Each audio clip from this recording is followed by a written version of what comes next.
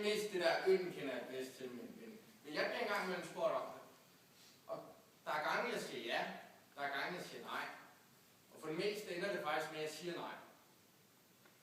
Og når jeg siger nej, så har jeg sådan en undskyldning som regel, der lyder lidt af, det har været en lang dag, jeg er virkelig træt, eller jeg har en masse ting, jeg skal nå, og sådan ting.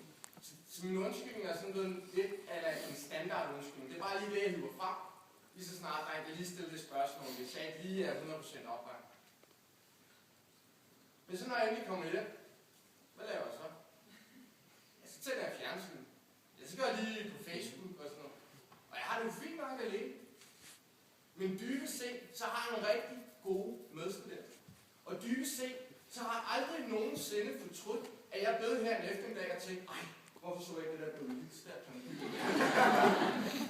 Det har jeg aldrig fortrudt. Så derfor vil jeg gerne bede om jeres hjælp. I skal huske mig på, lige så snart jeg tager det der rygsæk på og bare ud der.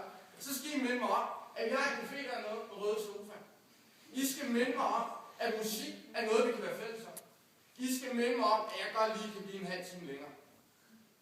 Og for det vil jeg gerne sige tak på forhånd.